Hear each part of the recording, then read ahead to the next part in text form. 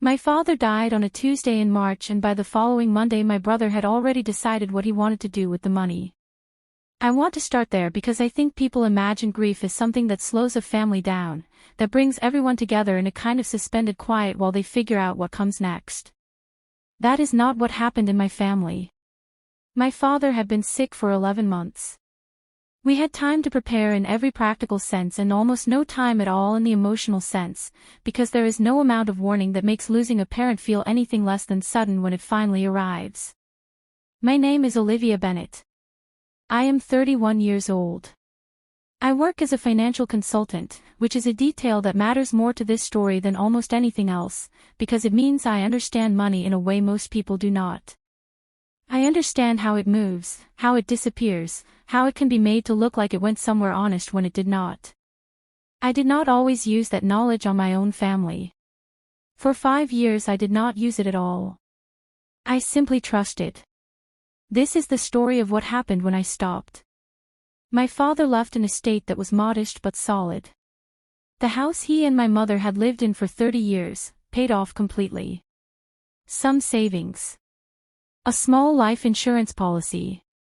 When everything was settled, my brother Marcus and I were each entitled to a share of roughly $110,000, once the house was sold and the assets divided according to the will. I did not push for the house to be sold quickly. My mother had passed 4 years before my father, so there was no surviving parent attached to the property, but I still felt strange about the speed of it. Marcus did not feel strange about anything. Marcus felt efficient. Within 3 weeks of the funeral he had a realtor lined up, a closing date proposed, and a plan, he said, for both of our shares. That was the phrase he used. Both of our shares. I should explain who Marcus is, because the rest of this only makes sense if you understand the shape of him. Marcus is 2 years older than me and has spent most of his adult life being extremely confident about things he does not actually understand. He went through 3 different business ideas in his 20s, each one funded partially by our parents, each one ending the same way, with Marcus explaining patiently that the market had simply not been ready for his vision.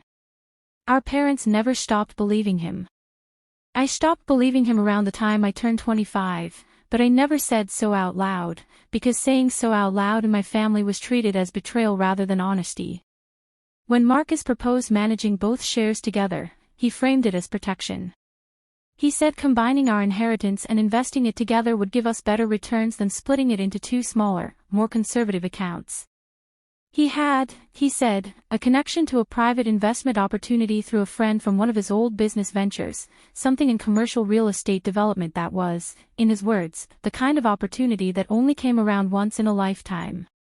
I want to be honest about why I said yes, because it was not naive trust in the way it might sound. I said yes because I was tired. I had just lost my father. I was working full-time.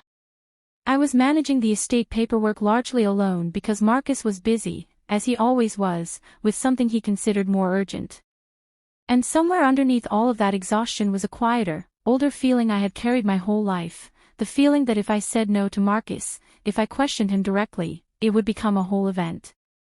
My parents had spent decades training both of us, without meaning to, in a particular kind of family physics. Marcus pushed, and the family bent around him. I had learned it was easier to bend quietly than to be the reason for friction. So I signed the paperwork that consolidated both of our shares into a joint account that Marcus would manage and invest, with the understanding that we would split any returns and that I could withdraw my portion at any time with reasonable notice. I want you to remember that phrase. Reasonable notice. It will matter later. For the first year, Marcus sent me quarterly updates. They were vague in the way that financial updates from confident, uninformed people tend to be vague. Positioned well. On track.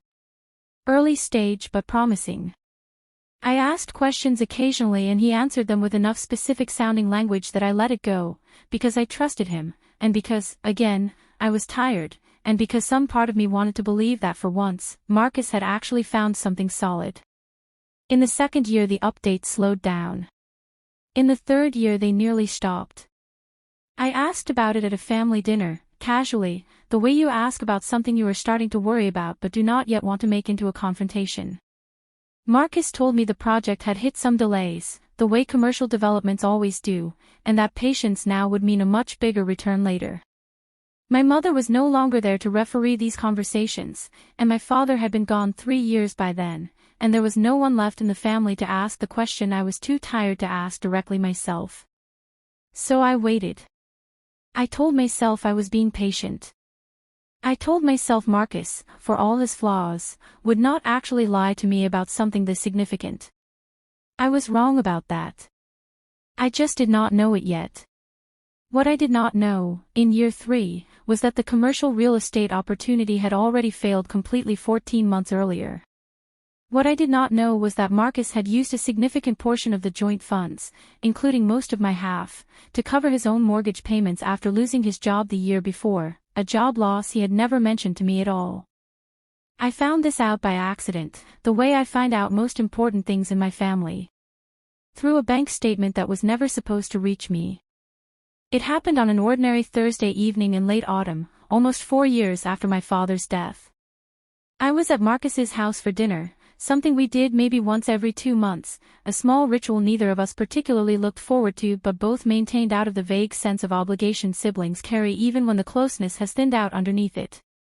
His wife Renee had made dinner. His 2 kids were finishing homework at the table while we ate, and at some point Marcus excused himself to take a work call in his office, leaving his laptop open on the kitchen counter where he had been paying bills before I arrived. I was not looking for anything. I want to be completely clear about that, because what came next has sometimes been framed by people in my family as something I went digging for, as though discovering the truth was itself the offense rather than what the truth contained. I was clearing plates. The laptop screen had gone dark and then, when I accidentally brushed the counter, it woke up again, still open to a banking site Marcus had been using before dinner. I was not trying to read anything. But a name caught my eye before I could look away, because it was my name, listed as a joint account holder on a mortgage refinancing document that had nothing to do with any commercial real estate development. It had to do with Marcus's house. The house we were sitting in. The house I had eaten dinner in a dozen times over 4 years, never once suspecting that some portion of my inheritance might be holding up its walls. I did not say anything that night. I want you to understand the particular kind of stillness that settles over you in moments like that, a stillness that has nothing to do with calm and everything to do with your body deciding, faster than your mind can catch up, that you need more information before you do anything at all. I finished clearing the plates. I said goodnight to Renee and the kids. I hugged Marcus at the door and told him dinner was wonderful, and it had been, in the ordinary unremarkable way dinners are wonderful when you do not yet know what you are sitting on top of. I drove home and I did not sleep. The next morning I called my own financial advisor, not as a sister asking for help with a family matter, but as a professional asking another professional how to formally request a full accounting of a joint investment account I had legal standing in. It took 6 weeks. Marcus did not make it easy, though he never said so directly. He was slow to respond to requests. He claimed paperwork had been lost in a move. He suggested, more than once, that pulling official records felt like an accusation, and that he was hurt I did not simply trust him. I did not respond to that. I had spent 5 years trusting him. I was done explaining why that era had ended. When the records finally came through, in full, the picture was almost exactly what the laptop screen had hinted at, except worse, because it always is. The commercial real estate investment had been real, briefly, in the first 8 months. It had also failed completely by month 11, losing nearly 40% of the combined funds outright. Marcus had not told me this when it happened. Instead, over the following 3 years, he had quietly redirected what remained of the joint account, piece by piece, into his own personal expenses. Mortgage payments after he lost his job, a job loss that had occurred 14 months before he finally mentioned it to me in passing is something recent. Credit card debt. A vacation with Renee and the kids that he had told me, at the time, his in-laws had paid for. By the time I had the full accounting in front of me, my original share of $110,000 had been reduced to just under $9,000 remaining in the joint account. I sat with that number for a long time. I did not call Marcus immediately. I did not drive to his house and demand an explanation across his kitchen counter where I had first seen my own name attached to his mortgage. I have never been someone who processes betrayal loudly, and 5 years of being the sibling who bent quietly around Marcus's confidence had given me a great deal of practice in sitting with hard things in silence while I decided what to do with them. What I decided, over the following weeks, was not to confront him with anger. Anger would have given Marcus exactly the kind of dramatic family event he was practiced at surviving. He had spent his whole life being forgiven in the middle of chaos, the favored son whose mistakes were absorbed by everyone around him because the alternative felt too uncomfortable to sustain. I was not interested in giving him another version of that same story. I was interested in something quieter and far more permanent. I am a financial consultant. I understand mortgage markets, distressed debt, and the mechanics of how a property can change hands without ever requiring a confrontation at all. I began, carefully and patiently, to research Marcus's mortgage. The refinanced one. The one partly built on money that should have been mine. I learned that his lender had recently bundled a portion of its loan portfolio, including loans showing signs of payment irregularity, for sale to outside investors looking to acquire distressed debt at a discount. Marcus had missed 2 payments in the past year, quietly, without mentioning it to anyone, certainly not to me. I made some calls. I did not use my own name on the first inquiry.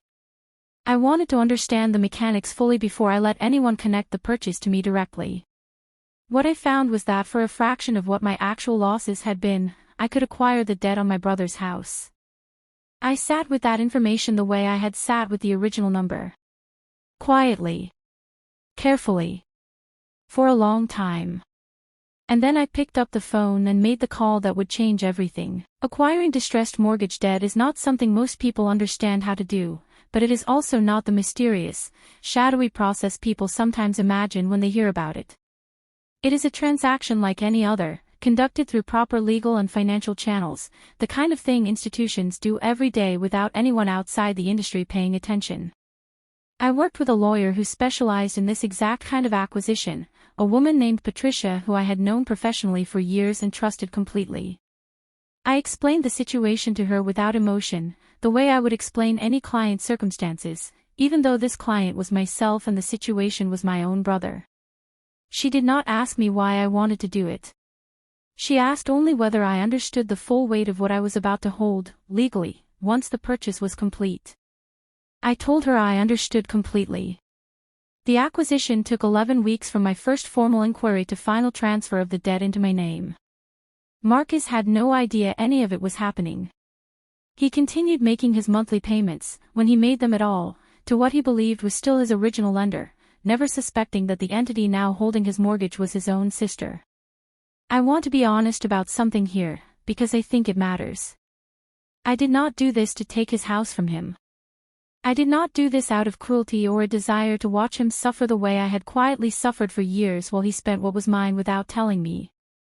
I did it because I needed, for the first time in our entire relationship, to hold something Marcus could not talk his way around.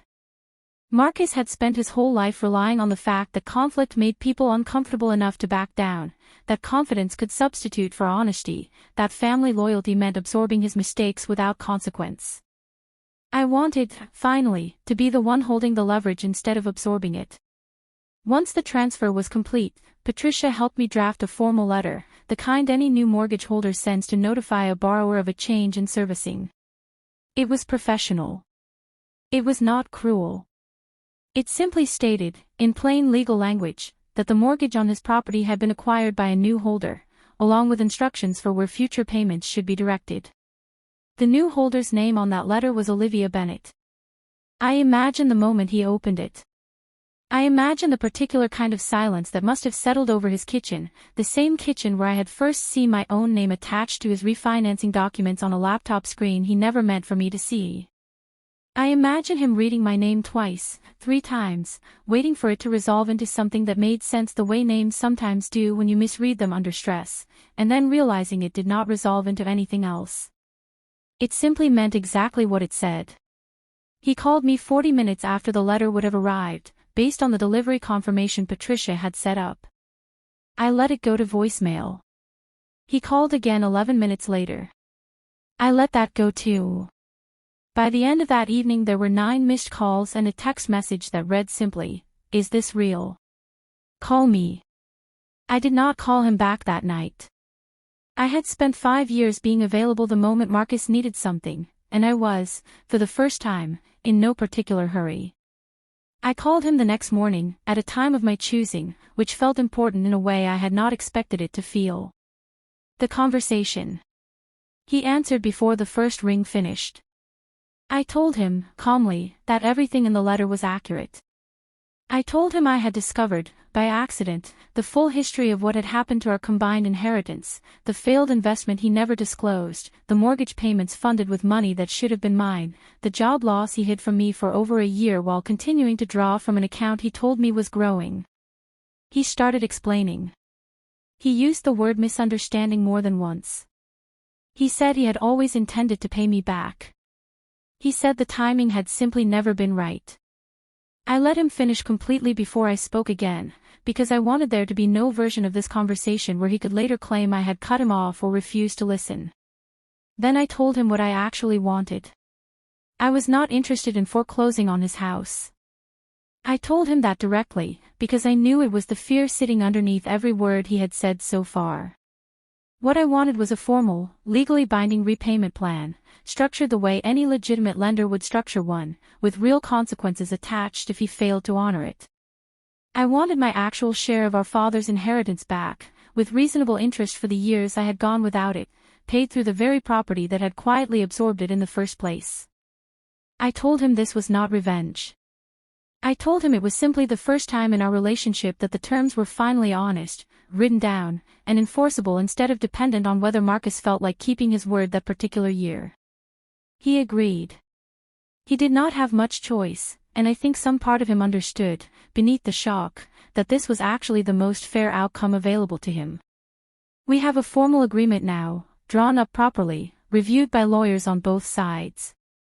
He makes payments to me directly each month, on time, because the consequences of not doing so are no longer vague or absorbed by family goodwill.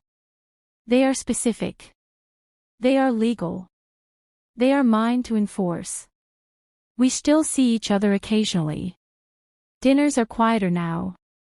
There is a kind of respect between us that did not exist before, the strange, uncomfortable respect that sometimes only arrives after someone finally stops being available to be taken from. My father used to say that family takes care of family. I believed that for 31 years in a way that nearly cost me everything I had inherited from him. What I understand now is that taking care of yourself is not the opposite of that belief. Sometimes it is the only way to make sure the people who are supposed to love you actually learn to. I still have his house, in the sense that matters. I do not need it back to know that. If someone in your family has ever spent what was yours and called it temporary, leave a comment. Tell me where you are watching from. Subscribe for the next one. This is Hidden Blood Revenge, where the quiet ones finally tell their side.